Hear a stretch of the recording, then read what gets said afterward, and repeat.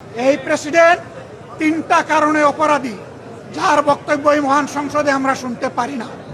প্রথম কারণ হচ্ছে তিনি সমস্ত খুনের সহযোগী ছিলেন। তার আমলে যে খুনগুলো হয়েছে, একটা খুনের বিরুদ্ধেও তিনি শাসক গোষ্ঠীর প্রতিবাদ করেন নাই। সেই খুনে তিনি কোনো ব্যবস্থা গ্রহণ করেন নাই। প্রেসিডেন্ট রাষ্ট্রের অভিভাবক হিসাবে তিনি জঘন্য অপরাধ করেছেন রাষ্ট্রের নাগরিকদের প্রতি। দ্বিতীয় কারণ ছিল, আপনারা জানেন, আগস্ট মাসের 5 তারিখ 24 সালে তিনি জাতির উদ্দেশ্যে ভাষণ দিয়েছেন। সেই ভাষণে তিনি বলেছিলেন যে তৎকালীন ফ্যাসিস্ট প্রধানমন্ত্রী পদত্যাগ করেছেন এবং তিনি তা মঞ্জুর করেছেন।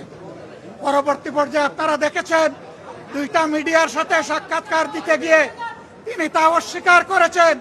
নতুন গল্প সামনে নিয়ে এসেছেন। তিনি জাতির সামনে মিথ্যাবাদী হিসাবে সাব্যস্ত হয়েছেন।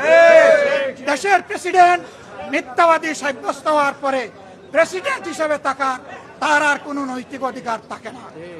3 নম্বর অপরাধ তিনি করেছেন, তিনি নিজের হাতে অর্ডিন্যান্স সাইন করেছেন।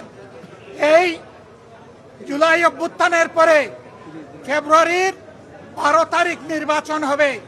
নির্বাচনের পরে যারা নির্বাচিত হবেন তারা 2টা ক্যাপাসিটিতে নির্বাচিত হবেন।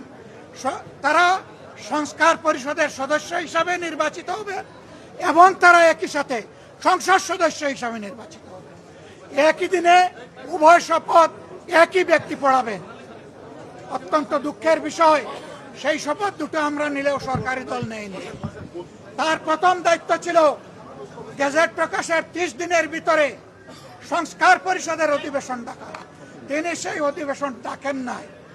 গণভোটে হার পক্ষে ভোট দিয়েছে 70% মানুষ। তিনি 70% জনগণকে, দেশবাসীকে অপমান করেছেন। এখানেও তিনি অপরাধ করেছেন। এই 3 অপরাধের কারণে আমরা তার ভাষণ শুনতে চাইনি এবং আমরা সরকারি দলকেও অনুরোধ জানিয়েছিলাম, স্পিকার মহোদয়কে অনুরোধ জানিয়েছিলাম তাকে যেন ভাষণ দিতে দেওয়া না হয়।